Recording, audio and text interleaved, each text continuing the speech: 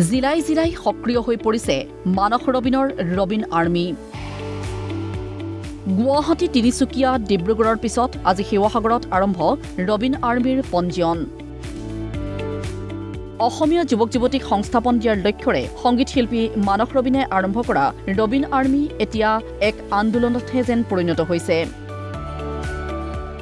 গুৱাহাটীত মুকলি কৰা ৰবিন এপৰ জৰিয়তে নাম পঞ্জীয়ন কৰি বিশেষ প্ৰশিক্ষণৰ অন্তত বিভিন্ন কামত নিয়োজিত হ'বলৈ সাজু প্ৰায় ২,০০০ যুৱক-যুৱতী। শিৱসাগৰৰ বৰ্ডিং খেলপথাৰত আয়োজিত ৰবিন আৰ্মিৰ শিবিৰত আজি নাম পঞ্জীয়ন কৰে ২ শতাধিক যুৱক-যুৱতীয়ে। কৰ্মমুখী অসম গঢ়াৰ লক্ষ্যৰে শিবিৰত নিজেই উপস্থিত থাকি যুৱক-যুৱতীসকলক সংকল্প পাঠ কৰোৱাই মানস ৰবিনে। এওঁলোকক এতিয়া কাৰিকৰী প্ৰশিক্ষণ প্ৰদান কৰা হ'ব। তাৰ পিছতেই তেওঁলোকে কৰ্মসংস্থাপনৰ বাট মুকলি কৰি ল'ব পাৰিব। অহা 2টা দিনত গোলাঘাট আৰু যোৰহাটত আয়োজন কৰা হ'ব ৰবিন আৰ্মিৰ শিবিৰ। আৰু এই এপটোৰ জৰিয়তে আপোনালোকে কিছুমান কাম কৰাবলৈ অৰ্ডাৰ কৰিব পাৰিব মানুহ, যেনে ইলেক্ট্ৰিচিয়ান, পাইপৰ মিস্ত্ৰী, প্লাম্বাৰ, কাঠ মিস্ত্ৰী, কাৰ্পেণ্টাৰ, আপোনাৰ পুৰণা যিবোৰ ফাৰ্নিচাৰ ৰং কৰাব লাগে বা কিবা কৰিব লাগে, কাঠৰ কাম কৰিব লাগে, তাৰ কাৰণে মানুহ পাব। ঠিক সেইদৰে হস্পিটেলৰ ৰোগী ৰখীয়াৰ পৰা আৰম্ভ কৰি হস্পিটেলৰ মানুহৰ চোৱা চিতা কৰা বা হস্পিটেলৰ বিভিন্ন ধৰণৰ সহায়, তেনেকৈ কাৰোবাক ব্লাড লগা হ'ল, কিবা লগা হ'ল ইত্যাদি বিভিন্ন ধৰণৰ মেডিকেল ছাপৰ্ট ছিষ্টেম এটা আমি গঢ়ি তুলিছোঁ। অত্যন্ত সহৃদয়তাৰে আমাৰ ৰবিন আৰ্মিৰ মানে কেপ্টেইনসকলে আপোনালোকক সহায় কৰিব।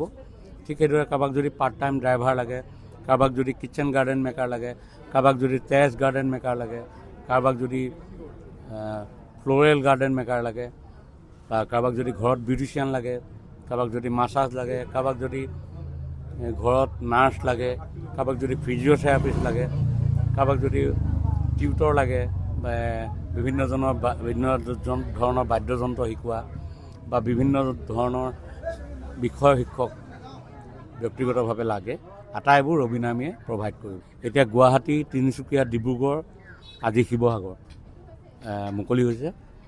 কাইলৈ গোলাঘাটত হ'ব, পৰহিলৈ যোৰহাটত হ'ব, তাৰপিছত নগাঁৱত হ'ব, এনেকৈ আগবাঢ়ি গৈ থাকিব। সমগ্ৰ অসম জুৰিয়ে এই সেৱা উপলব্ধ হ'ব। শিৱসাগৰত ৰবিন আৰ্মিৰ পঞ্জীয়ন প্ৰক্ৰিয়াত উপস্থিত থাকি চলচ্চিত্ৰ পৰিচালক ৰাজেশ ভূঞাই ক'লে, উচিত সময়ত এয়া উচিত পদক্ষেপ।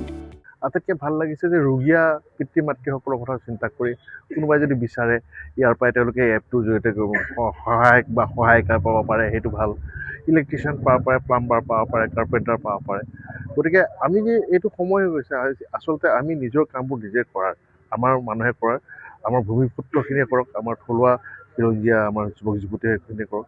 গতিকে খুবেই এটা আদৰণীয় প্ৰচেষ্টা। ইতিমধ্যে মানুহে তিনিচুকীয়া, ডিব্ৰুগড়, আজি শিৱসাগৰ, অহাকালি সেইটো গোলাঘাট যাব, এনেকৈ আগবাঢ়ি গৈ আছে আৰু সকলোতে সঁহাৰি ভাল পাইছে। কোনো আদৰণীয় প্ৰচেষ্টা আমিও যিমান পাৰোঁ এই ক্ষেত্ৰত মানুহক সহায় কৰি যাম। প্ৰতিখন জিলাতেই ৰবিন আৰ্মিলৈ অভূতপূৰ্ব সঁহাৰি যুৱক যুৱতীসকলৰ। শিৱসাগৰৰ পৰা মুজাক্কিৰ আহমেদৰ ৰিপৰ্ট, প্ৰতিদিন টাইম।